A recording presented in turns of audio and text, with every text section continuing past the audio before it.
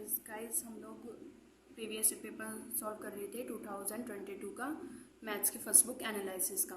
तो last video में हमने इसके 50 तक के क्वेश्चन सॉल्व कर लिए थे। अब 51 से देखते हैं हम इसके। तो 51 क्वेश्चन हमसे पूछा है the integral a to b f(x) dx defined on interval a b is said to be improper if. इसमें कहा है ये इम्प्रॉपर इंटीग्रल इस इंटीग्रल को इम्प्रॉपर इंटीग्रल कब कहेंगे। तो देखो इम्प्रॉपर इंटीग्रल के लिए हमारे पास पहली बात तो दो तरीके के होते हैं इम्प्रॉपर इंटीग्रल हमारे पास। एक तो वो जिनकी लिमिट्स फाइनाइट होती हैं लेकिन जो फंक्शन होता है f(x) वो हमारा अनबाउंडेड होता है, और दूसरी जो हमारे पास वो हमारे सेकंड काइंड का होता है। और जो मैं अब बता रही हूँ वो होता है फर्स्ट काइंड का इम्प्रॉपर इंटीग्रल, और उसमें होता है कि हमारी जो लिमिट्स होती हैं वो उनमें से या तो एक या फिर दोनों ही, यानी कि ए बी या तो दोनों ही या एक भी अगर इनफाइनाइट हो जाती है तो वो हमारा फर्स्ट काइंड का इम्प्रॉपर इंटीग्रल होता है। तो देखते हैं इसमें ए ऑप्शन में हमसे इसमें क्या रखा है, A B is finite and f(x) is not bounded.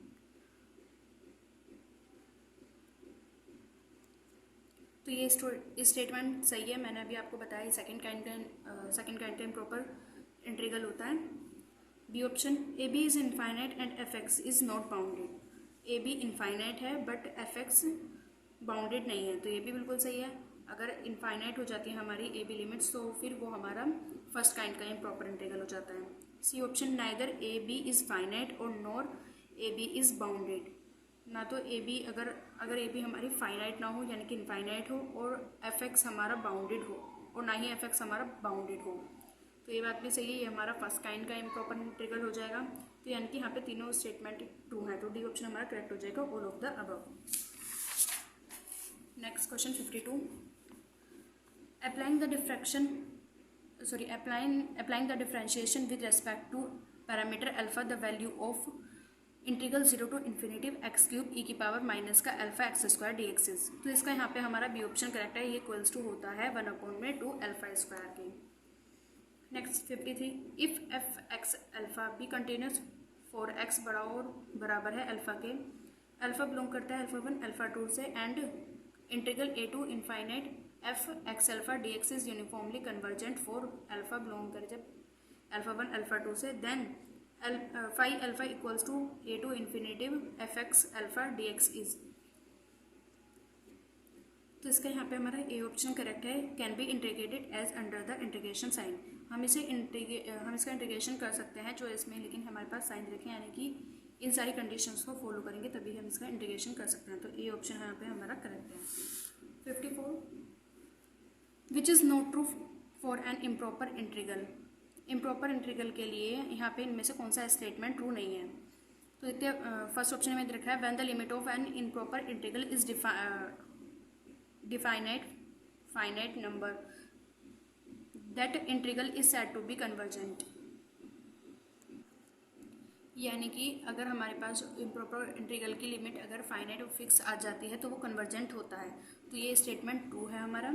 B, when the limit infinite और minus infinite that integral is said to be divergent. तो ये बात भी बिल्कुल सही है, अगर हमारी लिमिट इनफाइनाइट या माइनस इनफाइनाइट आ जाती है तो इंटीग्रल हमारा डाइवर्जेंट हो जाता है। सी, when the limit is neither a finite number nor infinitive or minus infinite that integral is said to be oscillatory। तो ये भी बिल्कुल सही है हमारा, अगर लिमिट हमारी ना तो फाइनाइट और फिक्स्ड है और ना ही इनफाइनाइट या माइनस इनफाइनाइट है तब हमारा इंटीग्रल ऑस्किलेटरी हो जाता है। D option, when range of integration is finite and integrated f(x) is unbounded at one or more points x belong कर जब ए बी से, that integral is called improper integral of first kind. इसमें कहा है कि अगर हमारी जो रेंज है इंटीग्रेशन की जो रेंज है अगर वो फाइनाइट हो और जो हमारा फंक्शन है वो अनबाउंडेड हो तो हम उसको बोलते हैं फर्स्ट काइंड का इम्प्रॉपर इंटीग्रल। तो ये गलत बात है, हमारा सेकंड काइंड का इम्प्रॉपर इंटीग्रल होता है। ये याद रखना, अगर हमारी लिमिट्स फाइनाइट हैं तो वो सेकंड काइंड का इम्प्रॉपर इंटीग्रल होगा, और फर्स्ट काइंड के इम्प्रॉपर इंटीग्रल में लिमिट्स हमारी इनफाइनाइट होती है। तो यहाँ पे हमारा डी ऑप्शन करेक्ट हो जाएगा। 55, what is the value of mu in the mu test of improper integral. Improper integral में इसकी यानी कि इस इंटीग्रल की म्यू की वैल्यू हमारे पास क्या होगी। तो यहाँ पे हमारे पास म्यू की वैल्यू इसमें n+1 होती है। डी ऑप्शन यहाँ पे हमारा करेक्ट है।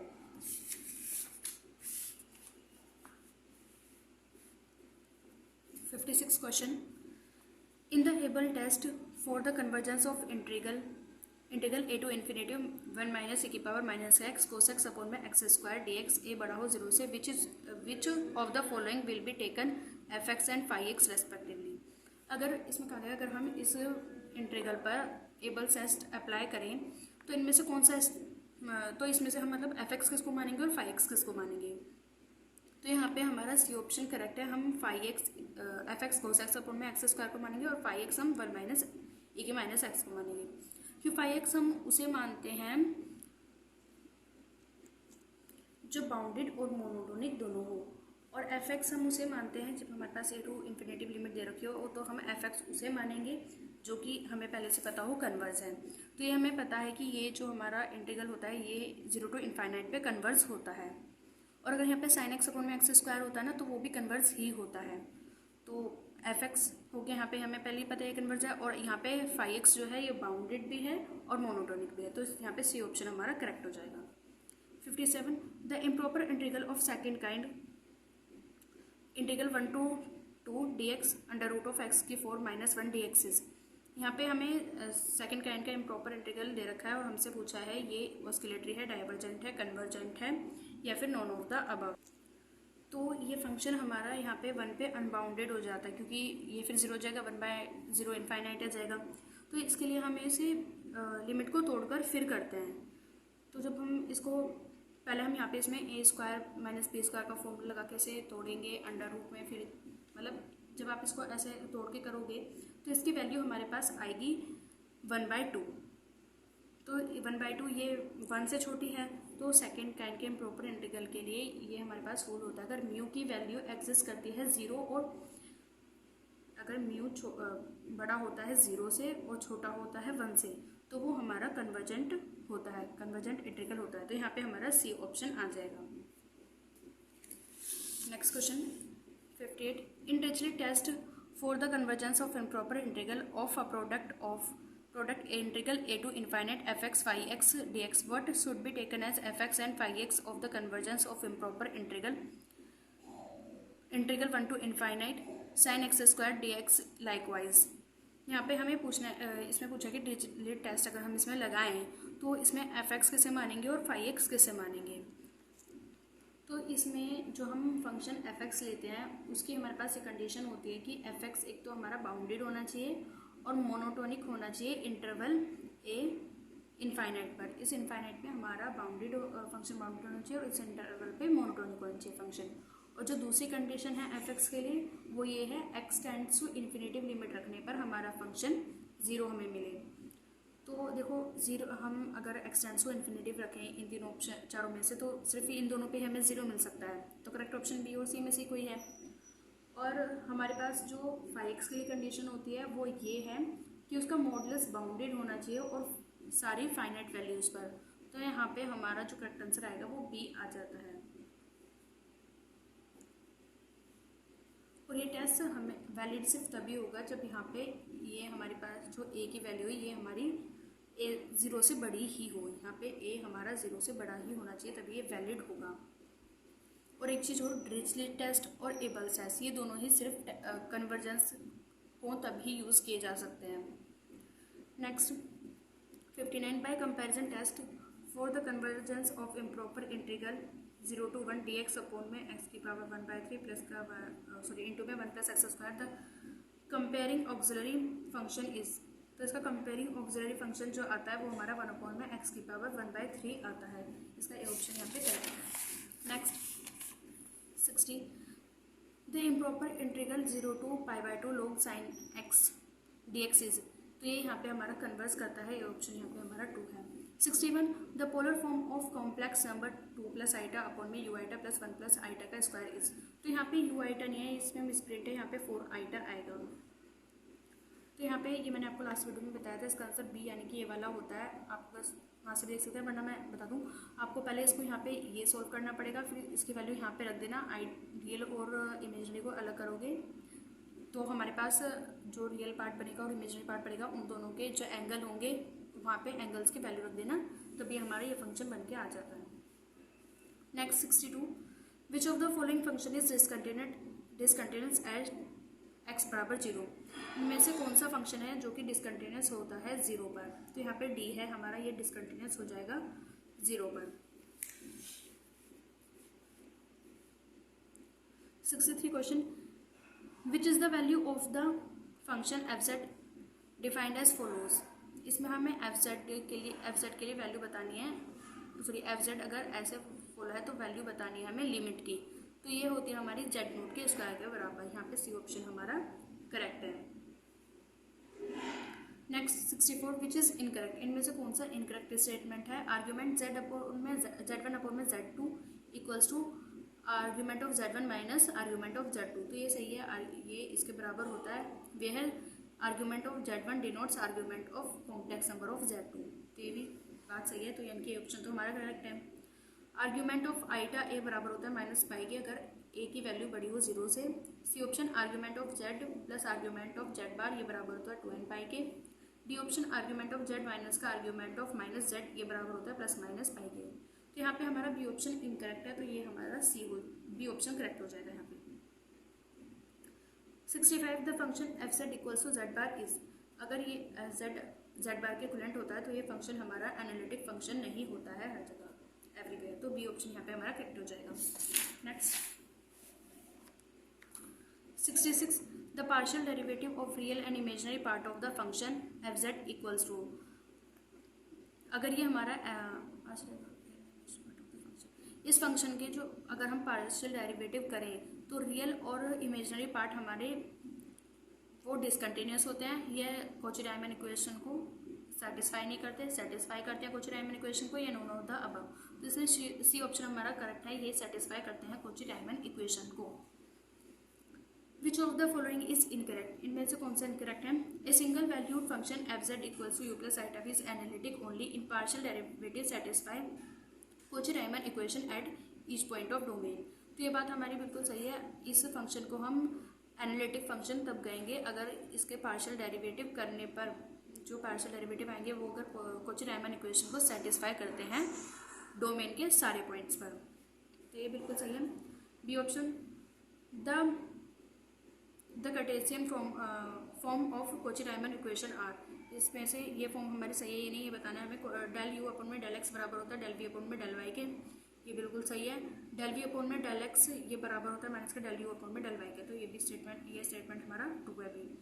सी, the polar form of Cauchy Riemann equation del U upon में del R equals to 1 upon में आर डेल वी अपॉन में डेल थीटा, और दूसरा स्टेटमेंट है 1 by R del U upon में डेल थीटा बराबर होता है माइनस के डेल वी अपॉन में डेल आर की। ये हमारी बिल्कुल सही है। पोलर फॉर्म कॉची-रायमन इक्वेशन की पोलर फॉर्म यही होती है। और D option, the function R की power N cos theta plus iota sine theta इसमें एन अगर बिलोंग करे रियल नंबर से तो ये एनालिटिक फंक्शन नहीं होता है एक्सेप्ट पॉसिबल आर बराबर 0, जबकि हम आर बराबर 0 को छोड़कर। तो ये हमारा इनकरेक्ट ऑप्शन है, यानी कि डी ऑप्शन यहाँ पे हमारा करेक्ट हो जाएगा। Next question 68, the analytic function which has real part as sine x cos h y is.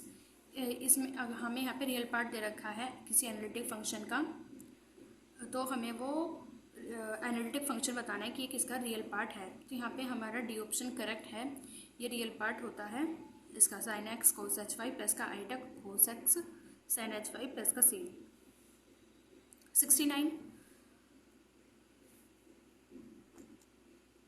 if z equals to x plus iota y and f z equals to u plus iota v, then families of curve u equals to c1 and v equals to c2, c1 c2 are constant, constitute a system which is orthogonal। यहाँ पे हमारा A option correct है।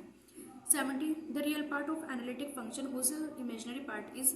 ये तो हमें ये याद रखना है, अगर हमें इमेजिनरी पार्ट दे रखा है तो इसका रियल पार्ट क्या होता है, और ये भी याद रखना रियल पार्ट दे रखा है तो इमेजिनरी क्या होगा।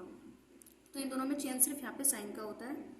इमेजिनरी दिया होगा तो यहाँ पे माइनस होगा और रियल होगा तो प्लस आ जाएगा। यहाँ पे हमारा ए ऑप्शन करेक्ट है।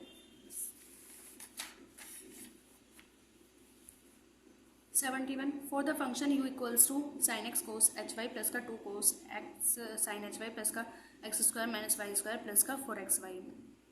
तो इसमें से कौन सा स्टेटमेंट ट्रू है? U is not harmonic function, u is harmonic function, तो यही हमारा करेक्ट है बी ऑप्शन, यू यहाँ पे हार्मोनिक फंक्शन है।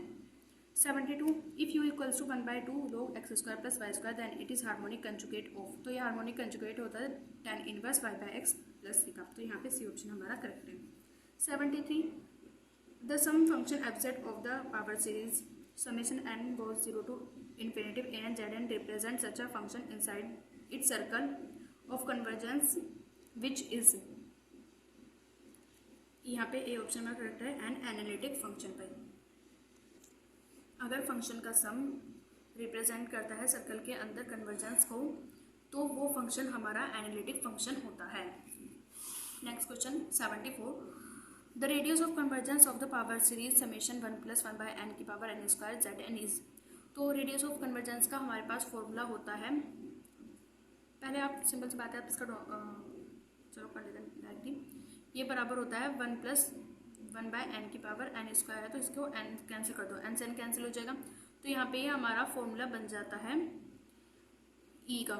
लेकिन यहाँ पे ये 1/r का फॉर्मूला होता है हमारे पास, यानी कि डोमेन ऑफ कन्वर्जेंस का, लेकिन हमसे क्या पूछा है? रेडियस ऑफ कन्वर्जेंस, तो इसमें r 1/r ये e के बराबर होता है, तो रेडियस के लिए हम इसे पलट देंगे, तो r इक्वल्स हो जाएगा 1/a, तो यहाँ पे हमारा ए ऑप्शन करेक्ट है। याद रखना अगर यहाँ पे माइनस आ जाता तो इसकी रेडियस हो जाती e। 75 भाई अगर डोमेन पूछ ले तो ये वैल्यूज पलट देना, यहाँ पे याद रखना आपसे क्या पूछ रहा है, डोमेन ऑफ कन्वर्जेंस या रेडियस ऑफ कन्वर्जेंस। अगर डोमेन पूछ रहा है और यहाँ पर प्लस है तो इसकी वैल्यू ई आएगी, और अगर रेडियस पूछ रहा है तो पलट जाएगी, यानी कि 1/e आ जाएगी। 75 the domain of convergence of the series, इस सीरीज़ का हमें डोमेन ऑफ कन्वर्जेंस बताना है, तो ये इसकी वैल्यू आती है z - 4/3, छोटा होता है 2/3 से। आप इसको डायरेक्ट याद कर लो क्योंकि इसका सॉल्यूशन कम से कम 1.5 से 2 पेज का है। Next question 78 the circle z equals to r made of all values of z for which power series summation an zn converge is called, तो इसका यहाँ पे सी ऑप्शन करेक्ट है, यहाँ पे सर्कल ऑफ कन्वर्जेंस इसका आंसर है, यानी कि इस यहाँ पे सर्कल है Z, circle modulus of Z बराबर आर के होता है जेड की सारी वैल्यूज़ के लिए, जिसकी power series summation A N Z N ये कन्वर्स हो, तो उसे हम तो वो होती सर्कल ऑफ कन्वर्जेंस होता है वो, तो सी ऑप्शन यहाँ पे हमारा करेक्ट है। 77 real and imaginary part of analytic function f z equals to u x y plus का आईटा वाई, इसका रियल और इमेजिनरी पार्ट यानी कि जो एनालिटिक फंक्शन है इसका रियल और इमेजिनरी पार्ट किसे सेटिस्फाई करता है, यूलर्स इक्वेशन को, एबल्स इक्वेशन को, लैग्रेंज इक्वेशन को या लाप्लास, तो यहाँ पे डी ऑप्शन करेक्ट है, लाप्लास इक्वेशन। ये बात याद रखना हमारा फंक्शन एनालिटिक तब होगा अगर उसके जो ये पार्ट्स हैं वो सेटिस्फाई कर रहे हो कोची-रायमन इक्वेशन को और लाप्लास इक्वेशन को, तो यहाँ पे डी ऑप्शन हमारा करेक्ट है। 78 the function f z equals to modulus of z square is, यह फंक्शन हमारा डिसकंटिन्यूस है, continuous everywhere but nowhere differentiable, continuous everywhere but nowhere differentiable except origin, ये none of this, तो यहाँ पे C option हमारा correct है। ये कंटिन्यूस होगा एवरीवेयर यानी कि सब जगह कंटिन्यूस होगा, पर ये डिफरेंशिएबल नहीं होगा ओरिजिन पर, मतलब सॉरी ये डिफरेंशिएबल होगा हर जगह सिर्फ ओरिजिन को छोड़कर। 79 विच of the following is correct for w बराबर एफ जेड एंड z बराबर x प्लस आईटा वाई, इनमें से कौन सा स्टेटमेंट हमारा ट्रू है, तो ये हमारा फॉर्मूला ही होता है डेल w अपॉन में डेल z बराबर होता है डेल w अपॉन में डेल r इंटू में e की पावर माइनस का आईटा थीटा के, यहाँ पे बी ऑप्शन हमारा करेक्ट है, ये याद रखना ये फॉर्मूला है। 80 विच of the following is not true, इनमें से कौन सा ट्रू नहीं है, continuity is necessary but not sufficient condition for the existence of a finite derivative function, finite derivation function के लिए जो कंटिन्यूटी है ये नेसेसरी यानी कि ये नेसेसरी है बट सफिशिएंट नहीं है, यानी कि ये ज़रूरी तो है, यानी यानी कि अगर हमारा डेरिवेटिव एक्सिस्टेंस फाइनाइट डेरिवेटिव अगर हम करें फंक्शन का तो कंटिन्यूटी उसमें होना तो ज़रूरी है, लेकिन सिर्फ कंटिन्यूटी है इस बेस पे हम ये बता नहीं सकते कि ये एक्सिस्टेंस है, तो ये ऑप्शन हमारा करेक्ट है। B an analytic function with constant modulus is constant, ये भी बिल्कुल सही है, एनालिटिक फंक्शन है कांस्टेंट के साथ, तो उसका मॉडुलस भी कांस्टेंट ही मिलता है। ये सही है। C option satisfy Cauchy Riemann equation are sufficient for a function f z equals to u plus iota v to be analytic. ये बात बिल्कुल सही है। अगर जो हमारा एनालिटिक फंक्शन है, अगर वो कोची-रीमन इक्वेशन को सेटिस्फाई कर रहा है तो ये सफिशिएंट कंडीशन होती है एनालिटिक फंक्शन के लिए। चाहे वो लाप्लास को करे या कोची-रीमन को करे, तो वो दोनों ही सफिशिएंट कंडीशन होती हैं। D option continuity is sufficient but not necessary for the existence of a finite derivative of a function. इसमें क्या है, कंटिन्यूटी हमारे लिए सफिशिएंट है, यानी कि कंटिन्यूटी है तो हम बता सकते हैं कि फंक्शन हमारा फाइनाइट डेरिवेटिव है, लेकिन ये ज़रूरी नहीं है कि ये हो।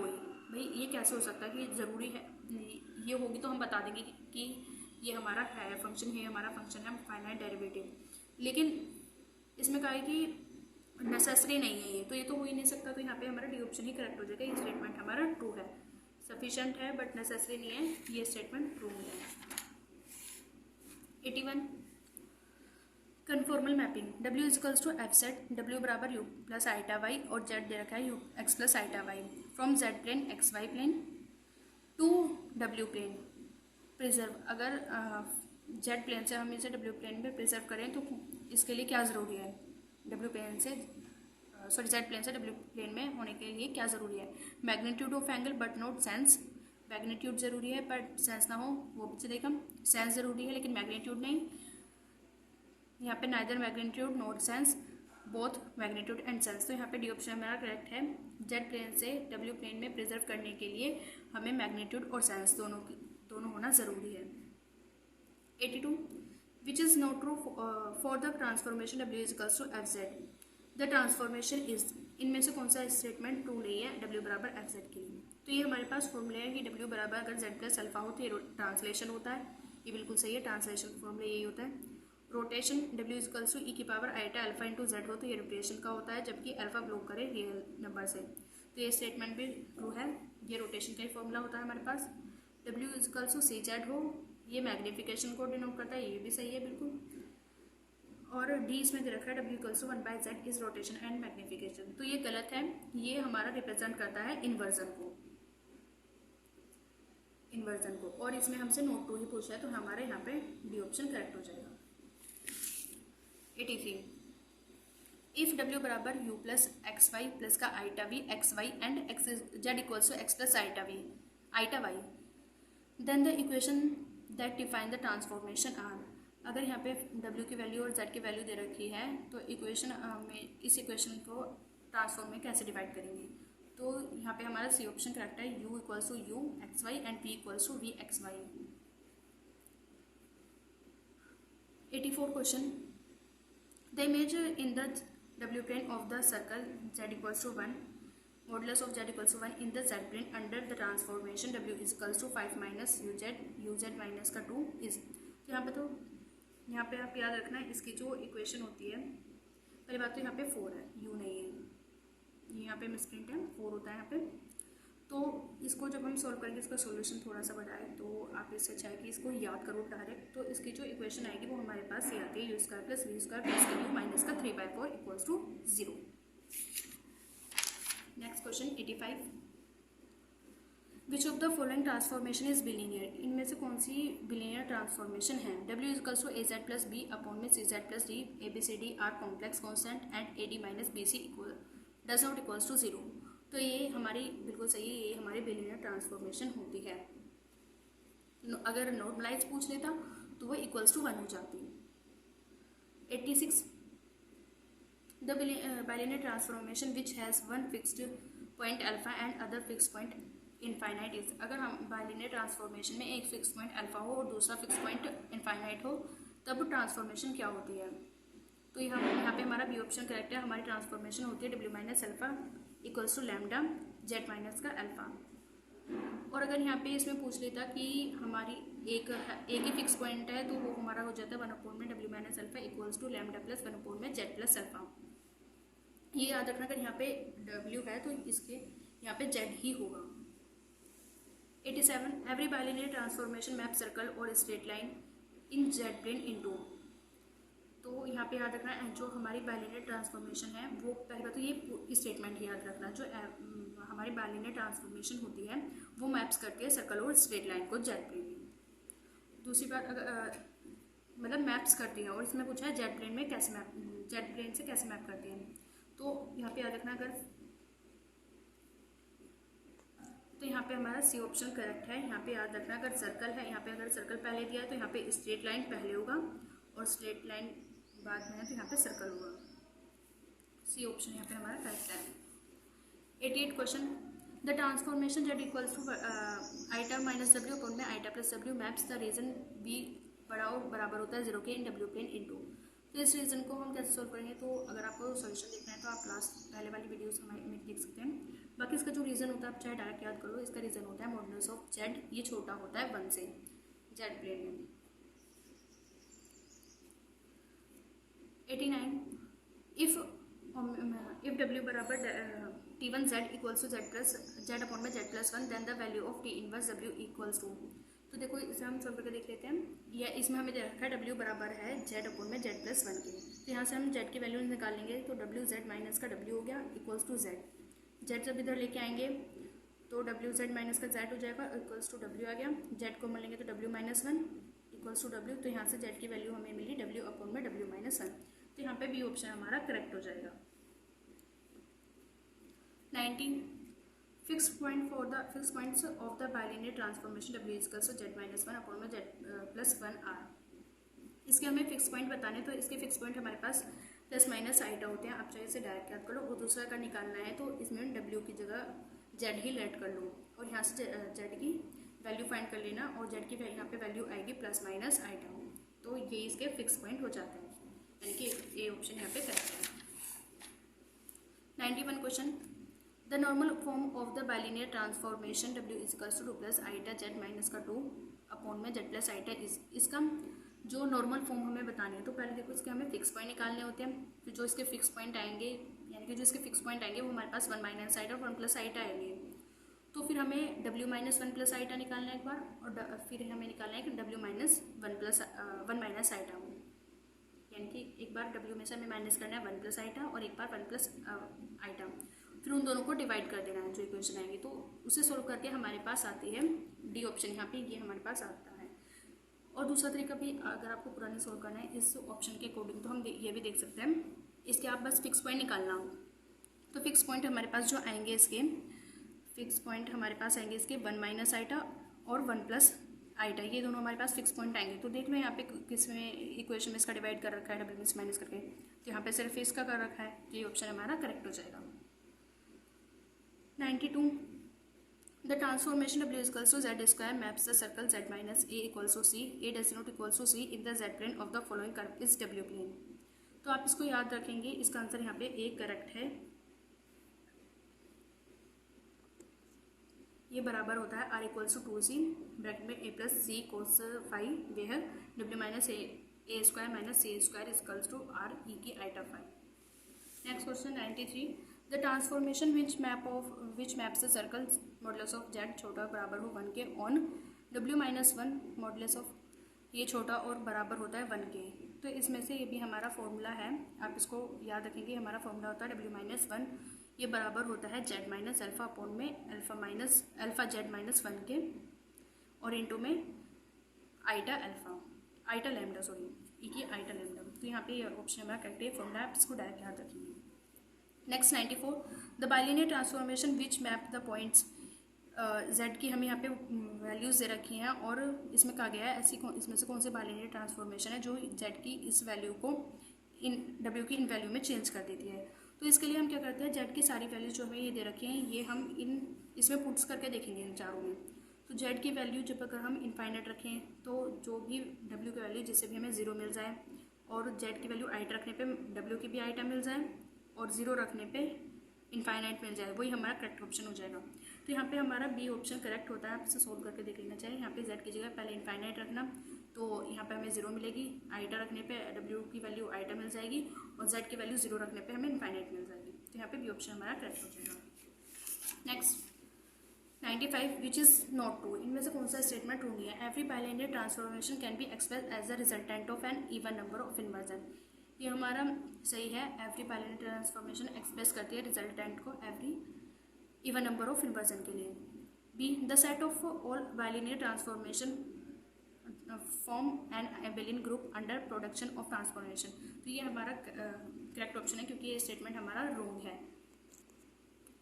सी critical point of the transformation are those point where the conformal property does not hold, ये बिल्कुल सही है। D the critical point of W equals to a z plus b upon में सी जेड प्लस का d equals to Z minus का d by c and z equals to infinity. अगर हमारे पास critical point से दोनों हो तो हमारी ट्रांसफॉर्मेशन ये होती है, तो ये बात बिल्कुल सही है। तो यहाँ पे भी ऑप्शन हमारा करेक्ट है क्योंकि ये स्टेटमेंट हमारा रॉन्ग है। 96 the transformation W equals to 1/2 Z plus 1/z is not conformal at, ये किस पॉइंट पर कन्फॉर्मल नहीं है, तो इसकी वैल्यू हमारे पास आती है जेड बराबर प्लस माइनस आईटा, ये इस पॉइंट पर कन्फॉर्मल नहीं होती है। 97 the transformation W equals to cos z transformation the line z equals to a constant 2। तो ये हमारे पास फॉर्मूला होता है जब हमारे पास ये ट्रांसफॉर्मेशन दे रखी है, लाइन x बराबर a को रिप्रेजेंट करती है और जहाँ की a कांस्टेंट हो, तब उसके लिए हमारे पास फॉर्मूला होता है u स्क्वायर अपॉन में cos स्क्वायर a माइनस का v स्क्वायर अपॉन में sin square a equals to 1 के बराबर 1 के इक्वल्स टू होता है। तो यहाँ पे ए ऑप्शन हमारा करेक्ट है। 98 for the transformation W equals to z की पावर 1 अपॉन में alpha where alpha constant W बराबर रो ई की iota phi z equals to r e की iota theta which is not true. तब इसमें से हमारा कौन सा स्टेटमेंट ट्रू नहीं है, तो यहाँ पे हमारा सी ऑप्शन करेक्ट है। द सेक्टर थीटा जब लाई करें 0 और पाई अल्फा के बीच एन आर्क हो Z modulus of Z equals to 1 corresponding to unit circle in W पे, तो यहाँ पे हमारा सी ऑप्शन करेक्ट है क्योंकि ये स्टेटमेंट हमारा ट्रू नहीं है।